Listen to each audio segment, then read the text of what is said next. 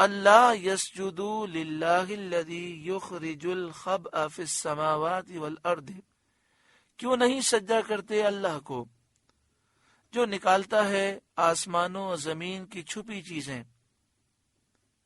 آسمان کی چھپی چیزوں سے بارش مراد ہے اور زمین کی چھپی چیزوں سے نباتات مراد ہیں، یعنی اللہ تعالیٰ زمین سے پھل، پودے، درخت، بیلیں پیدا فرماتا ہے، اس سے باغات پیدا ہوتے ہیں۔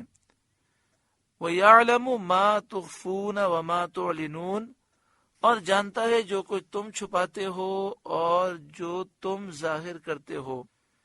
اس میں آفتاب پرستوں، سورج کے پجاریوں، بلکہ تمام باطل پرستوں کا رد ہے جو اللہ تعالیٰ کے سوا کسی کو بھی پوجیں، ان کا رد ہے۔ مقصود یہ ہے کہ عبادت کا مستحق صرف وہی ہے جو کائنات ارض و سماوی پر قدرت رکھتا ہو، ساری معلومات کا عالم ہو، ہر چیز کو جاننے والا ہو۔ جو ایسا نہیں وہ کسی طرح مستحق عبادت نہیں۔ اللہ لا الہ الا ہو، اللہ ہے کہ اس کے سوا کوئی سچا معبود نہیں۔ رب العرش العظیم، وہ بڑے عرش کا مالک ہے۔ قال، سلیمان نے فرمایا، سننظر، اب ہم دیکھیں گے، اصدقت، کہ تو نے سچ کہا، ام کنت من الکاذبین، یا تو جھوٹوں میں سے ہے۔ پھر حضرت سلیمان علیہ السلام نے ایک خط لکھا جس کا مضمون یہ تھا، از جانب بندہ خدا سلیمان بن داود بسوئے بلقیس ملکہ شہر سبا۔ اللہ کے بندے سلیمان بن داود کی جانب سے ملکہ بلقیس کی طرف جو شہر سبا کی ملکہ ہے۔ بسم اللہ الرحمن الرحیم، اللہ کے نام سے شروع جو بہت ہی زیادہ مہربان نہایت رحم کرنے والا۔ اس پر سلام جو ہدایت قبول کرے۔ اس کے بعد مدعا یہ کہ تم مجھ پر بلندی نہ چاہو اور میرے حضور مطیع و فرمانبردار ہو کر حاضر ہو۔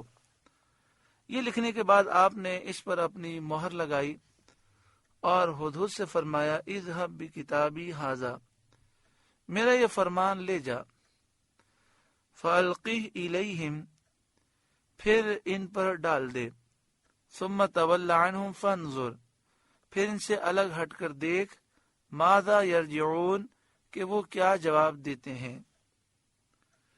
چنانچہ ہدہد وہ مکتوب گرامی خط مبارک لے کر بلقیس کے پاس پہنچا۔ اس وقت بلقیس کے ارد گرد اس کے وزراء اور مشیر اور اعیان کا مجمع تھا۔ ہدہد نے وہ مکتوب بلقیس کی گود میں ڈال دیا اور وہ اس کو دیکھ کر خوف سے لرز گئی۔ بعض مفسرین نے لکھا کہ اس وقت ملکہ بلقیس اپنے تخت پر بیٹھی تھی اور اس کا تخت 7 دروازوں میں بند تھا۔ چاروں طرف اس کی فوج کی کمانڈر بیٹھے تھے اور کسی اہم معاملے پر میٹنگ ہو رہی تھی۔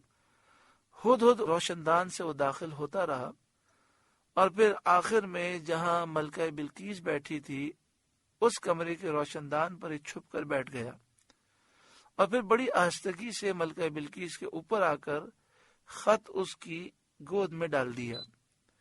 جب ملکہ بلقیس نے اپنی گود میں خط دیکھا، اوپر اس نے نگاہ اٹھا کے دیکھی، اسے کوئی نظر نہ آیا کیونکہ اتنی دیر میں ہدہد دوبارہ روشن دان میں بیٹھ کر چھپ گیا تھا۔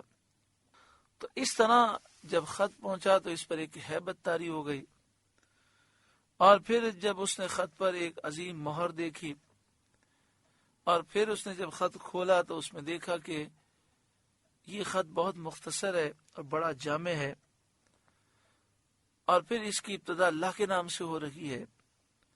اس لیے ملکہ بلقیس نے یہ کہا، قالت، وہ عورت بولی، یا ایھا الملأ، اے سرداروں، انی القی الی کتاب کریم، بے شک میری طرف ایک عزت والا خط ڈالا گیا۔ کتاب سے مراد یہاں خط ہے. کتاب کریم ایک عزت والا خط ڈالا گیا. اس نے اس خط کو عزت والا کیوں کہا؟ تو ایک تو وجہ یہ ہے کہ اس پر مہر لگی ہوئی تھی. اس سے اس نے جانا کہ خط کا بھیجنے والا جلیل المنزلت بادشاہ ہے، یا اس لیے کہ اس خط کی ابتدا اللہ تعالی کے نام پاک سے تھی. پھر اس نے بتایا کہ وہ خط کس کی طرف سے آیا ہے. چنانچہ وہ بولی انہو من سلیمان، بے شک وہ خط سلیمان کی طرف سے ہے. وَإِنَّهُ بسم اللہ الرحمن الرحیم، اور بے شک وہ اللہ کے نام سے ہے جو نہایت مہربان رحم والا. اس خط میں یہ لکھا ہے اللہ تعالی علیہ، یہ کہ مجھ پر بلندی نہ چاہو، یعنی میری تعمیل ارشاد کرو، میرا حکم مانو اور تکبر نہ کرو جیسا کہ بعض بادشاہ کیا کرتے ہیں. وَأْتُونِي مسلمین، اور گردن رکھتے میرے حضور حاضر ہو، یعنی میری فرما برداری کرتے ہوئے میرے حضور آ جاؤ. یہ خط کا مضمون تھا. ملکہ بلقیس نے یہ خط پڑھا اور یہ خط پڑھ کر اس نے اپنے وزراء کو سنایا. سورہ نمل کا دوسرا رکوع مکمل ہوا. اللہ رب العالمین اس رکوع کے نور سے ہمارے قلوب کو روشن و منور فرمائے. رب العالمین ہمیں ہر وقت اپنا ذکر کرنے کی توفیق عطا فرمائے. ہمارے تمام صغیرہ و کبیرہ گناہوں کو معاف فرمائے. حضرت سلیمان علیہ السلام پوری دنیا کے بادشاہ، سارے جنات، سارے انسان، سارے پرندے، سارے جانور، درندے، مچھلیاں، دریا کے پانی، ہوائیں آپ کے قابو میں تھیں، مگر آپ ہر وقت اللہ کی یاد کرتے، لمبے لمبے قیام کرتے.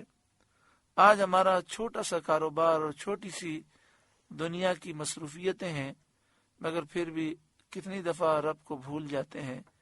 اللہ اپنا فضل فرمائے اور ہمیں اپنی یاد عطا فرمائے. آمین بجاہ سید المرسلین صلی اللہ علیہ وآلہ وسلم.